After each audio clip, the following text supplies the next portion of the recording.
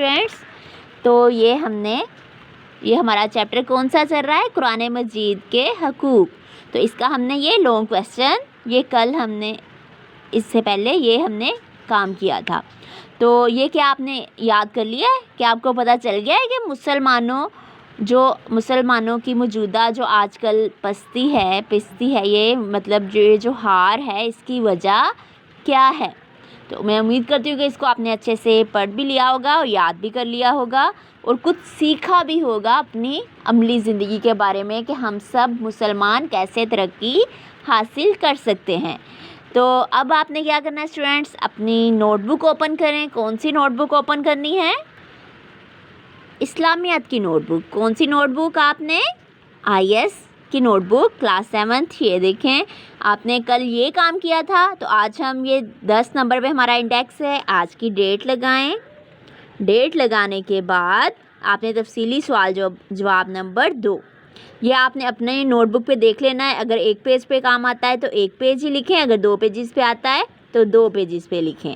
یہ آپ نے اپنی نوٹ بک کے حوالے سے پیج نمبر لکھنا ہے. تو آج ہم کیا کرنے جا رہے ہیں؟ سب اسٹوڈینٹس کو پتہ چل گیا ہوگا کہ آج ہم تفصیلی سوال نمبر 2 پڑھنے جا رہے ہیں.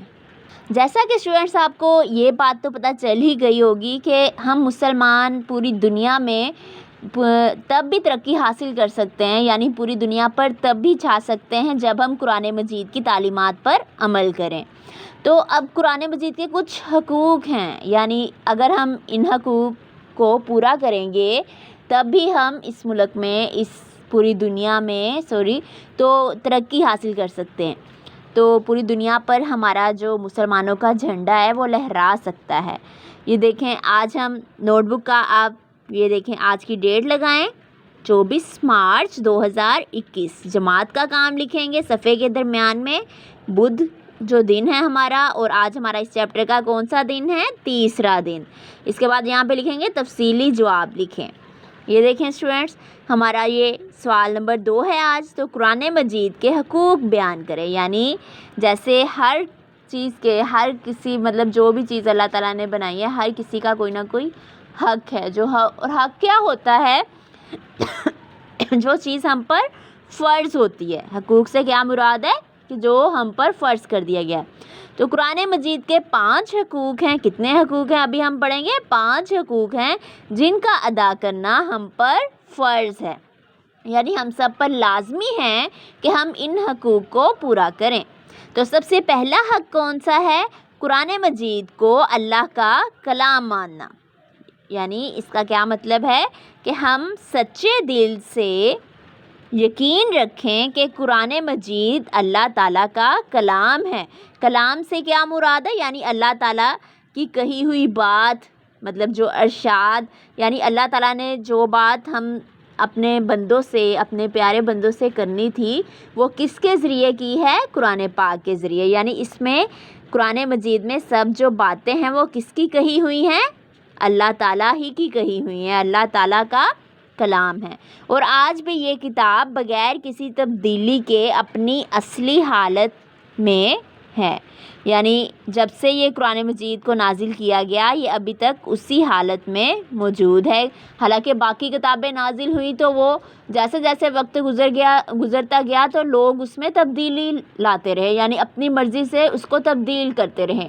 لیکن واحد پوری دنیا میں یہ کتاب ہے قرآن مجید جس میں آج تک کوئی تبدیلی نہیں آئی. کیوں نہیں آئی؟ یہ آپ نے پڑھا ہی ہے چیپٹر میں کہ کیونکہ اس کی حفاظت تو اللہ تعالیٰ خود کر رہا ہے. تو اور دنیا کے تمام لوگوں کے لیے ہدایت ہے, یعنی چند لوگوں کے لیے نہیں ہے بلکہ جتنے بھی انسان جو اس دنیا میں ہیں سب کے لیے ہدایت ہے. اس کے بعد ہے دوسرا پوائنٹ ہے ہمارا تلاوت قرآن. دوسرا حق کیا ہے قرآن مجید کا؟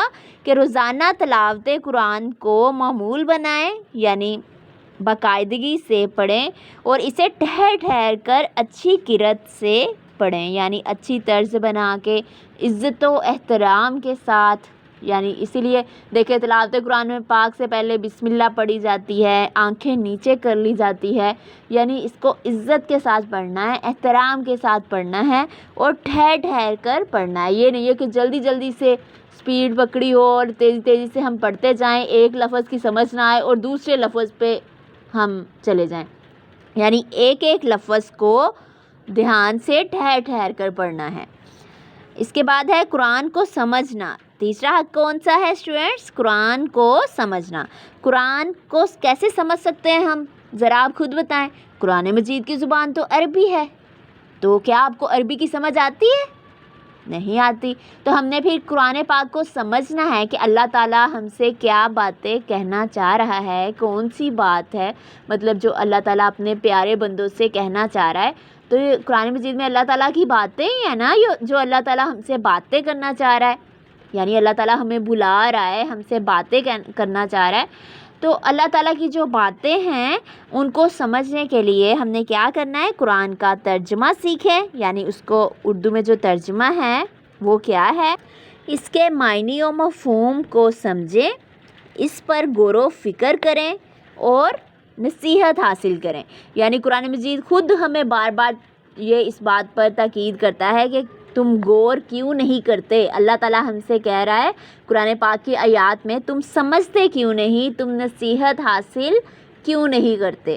تو اللہ تعالیٰ کی خود یہ تاکید ہے ہم سے کہ ہم قرآن مجید کو پڑھیں، اس کو سمجھیں، اس کے معنی و مفہوم کو سمجھیں، یعنی اس میں کون سی بات کیوں کہی گئی ہے، اس بات کا مطلب کیا تھا، اس پر غور و فکر کریں، یعنی اس کے بارے میں سوچیں سمجھیں کہ آپ کے ذہن میں خیال آئے کہ یہ بات قرآن مجید میں جو کہی گئی ہے کیوں کہی گئی ہے، یعنی اس کا مقصد کیا تھا، اور اس سے نصیحت حاصل کریں۔